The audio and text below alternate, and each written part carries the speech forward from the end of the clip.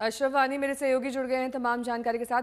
अशरफ, आपके एंड पर क्या जानकारी मिल पा रही है? इस बड़े ऑपरेशन को कैसे और किस तरीके से इनपुट्स मिले उसके बाद अंजाम दिया गया? नेहा, दरअसल काफी नींद उड़ गई थी सुरक्षा एजेंसियों की जब 4 दिन पहले जो है इस डॉक्टर की जिसका आदिल राथर नाम है उसकी गिरफ्तारी हुई थी। और फिर उससे पूछताछ के बाद अनंतनाग के मेडिकल कॉलेज से एक लॉकर से, जो कि उन्हीं का लॉकर था, वहां से एक AK-47 राइफल और कुछ हथियार और जो गोली बारूद है वो बरामद हुआ था। उसके बाद जो है पूरी तफ्तीश इस पूरे मामले की गई और उसका इंटरोगेशन किया गया डॉक्टर आदिल राथर का, जो पुलिस की हिरासत में था। उसने कुछ और डॉक्टरों का नाम दिया था, जिसमें और एक डॉक्टर मुजम्मिल उन्होंने नाम दिया था और उनको भी गिरफ्तार किया गया था, और उत्तर प्रदेश के भी किसी डॉक्टर का नाम दिया था। लेकिन इस बीच जो है आज डॉक्टर आदिल के इस खुलासे के बाद जो है फरीदाबाद में बहुत बड़ा जखीरा जो है RDX का मिला है। 300 RDX का किलो का मतलब ये है कि इससे 300 के करीब जो है बम बनाए जा सकते थे, और एक AK-47 राइफल जो है वो भी बरामद हुई है वहां पर। अभी तक फिलहाल पुलिस इस पर जांच चल रही है, इस पर कोई खुलासा नहीं कर रही है, लेकिन कहीं ना कहीं जो है आने वाले कुछ घंटों के दौरान और भी कुछ गिरफ्तारियां हो सकती है, क्योंकि जम्मू कश्मीर की पुलिस की टीम उत्तर प्रदेश और साथ ही साथ जो है हरियाणा और जम्मू कश्मीर में बहुत सक्रिय है।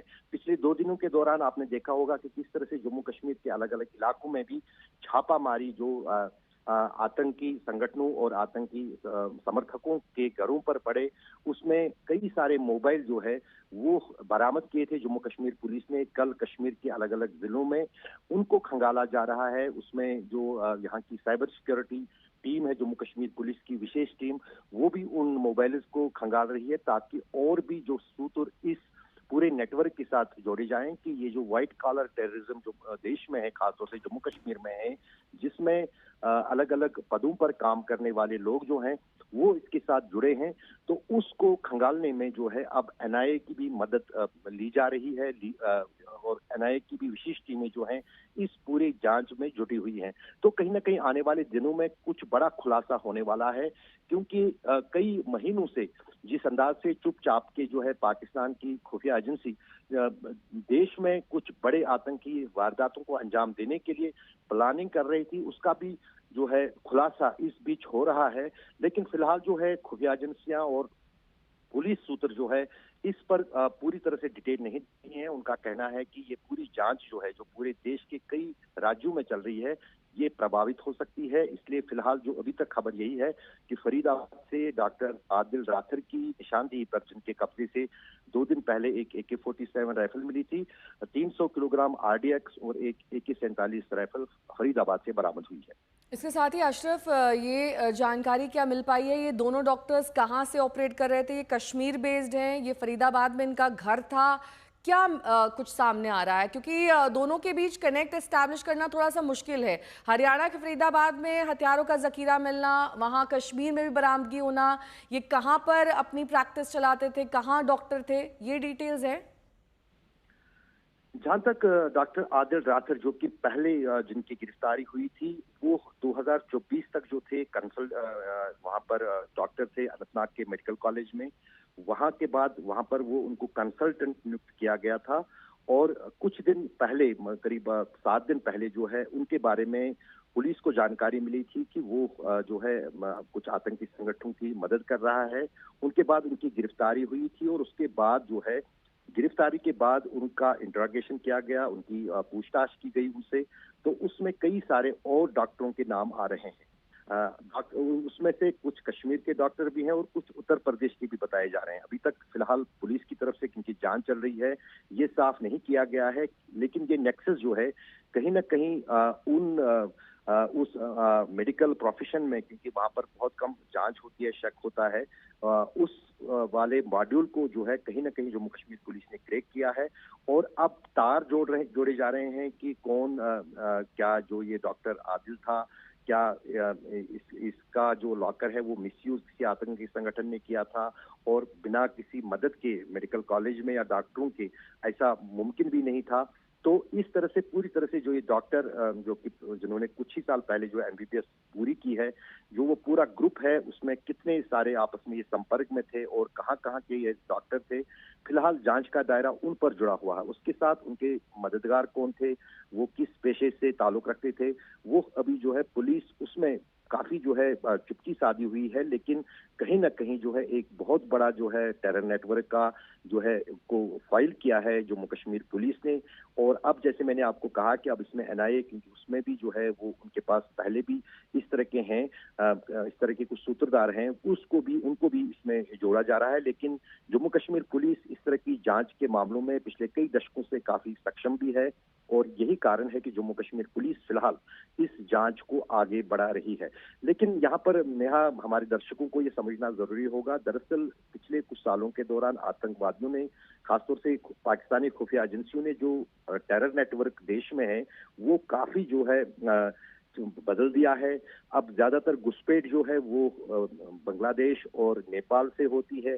दूसरी तरफ जो हथियारों का जो इन्फिल्ट्रेशन होता है, हथियार या बारूद, वो पंजाब की सीमा, इंटरनेशनल बॉर्डर से जो है वहां से भेजा जाता है। उसमें हमने देखा था कि ड्रोन का इस्तेमाल भी होता था, जिनमें हथियार बेच के फिर यहाँ से कोई ओवरग्राउंड वर्कर जो उन हथियारों को लेके आता था।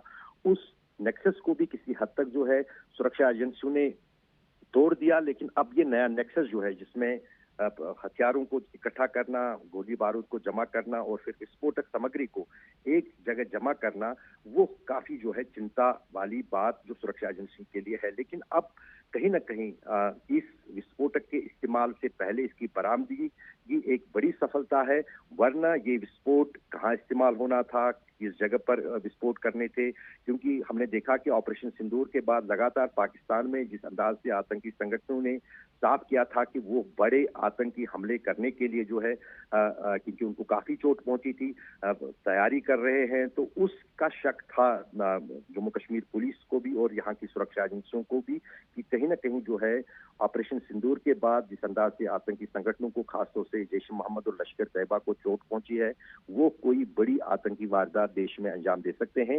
इसलिए हाई अलर्ट पे पूरी तरह से जो है सभी सुरक्षा एजेंसियां, चाहे सेना की बात करें, सेना के इंटेलिजेंस विंग की बात करें, जम्मू कश्मीर पुलिस की बात करें या इंटेलिजेंस विंग की बात करें, आईबी ने भी इसमें जो है काफी मदद की है। आपने कल भी देखा होगा कि सेना के 2 अधिकारियों को राजौरी से गिरफ्तार किया गया, जिन पर ये शक है कि ऑपरेशन सिंदूर के दौरान वो पाकिस्तानी सेना को खुफिया जानकारियां देश की दे रहे थे। उस पर भी एक जांच चल रही है। नियंत्रण रेखा पर 2 दिन पहले ही जो है एक घुसपैठ की बड़ी कोशिश जो है वो विफल कर दी गई। वहां 2 जैश ए मोहम्मद के आतंकी मारे गए, उनसे अमेरिकी साख के हथियार बरामद हुए। और उसके बाद पिछले 3 दिन से लगातार जम्मू कश्मीर में, खासतौर से कश्मीर के करीब 6 जिलों में बहुत तेज छापामारी जो है वो चल रही है। उसमें जो टेक्निकल नो हाउस है, जो मोबाइल फोन्स है, जो गैजेट्स है, उनको जो है उनको खंगाल रही है सुरक्षा एजेंसियां, ताकि इस सभी जो टेरर नेटवर्क है जम्मू कश्मीर में, उसको किस तरह से जो है बेनकाब किया जाए और उसको किस तरह से जो है उस पर अंकुश लगाया जाए। अशरफ, इसके साथ ही जिस वाइट कॉलर टेररिज्म का आप जिक्र कर रहे हैं, उसमें क्या कुछ अन्य प्रोफेशनल्स भी शामिल हो सकते हैं? देश भर में कहाँ कहाँ इनके तार हो सकते हैं, किन राज्यों में? ये एक मॉडस ऑपरेंडी पिछले कई सालों से जो है, खासतौर से 2019 से हमने देखा, जब से आतंकी संगठनों ने न सिर्फ नाम बदल दिए, रेजिस्टेंस फ्रंट के नाम से जो है नया समूह बनाया, फिर उसके बाद कश्मीर टाइगर्स के नाम से नया समूह बनाया। इसमें पाकिस्तानी खुफिया एजेंसी की तरफ से ये कोशिश थी कि उन लोगों को झांसे में लिया जाए, उनको रिक्रूट किया जाए जिन पर सुरक्षा एजेंसियों का कम शक हो। जहां तक जो व्हाइट कॉलर जो टेररिज्म है, जो पिछले कुछ सालों के दौरान काफी आम बात है, उसमें उन लोगों को टेररिज्म के लिए जो है पाकिस्तानी खुफिया एजेंसियां इस्तेमाल कर रही हैं, जिन पर सुरक्षा एजेंसियों का कम शक हो। यहाँ पर हमको पता है कि जब कोई आतंकवादी आतंकी संगठन में शामिल हो जाता है, उसी वक्त जो है सुरक्षा एजेंसियों को भी पता चल जाता है, वो राडार पर आता है। लेकिन जो ये व्हाइट कॉलर टेररिज्म है, इसमें ऐसे लोग हैं, चाहे वो सेना में हो, जम्मू कश्मीर पुलिस में हो या फिर मेडिकल प्रोफेशन में हो, उन पर जो है उनका इस्तेमाल करते हैं। बहुत बहुत शुक्रिया इस तमाम जानकारी के लिए आपका।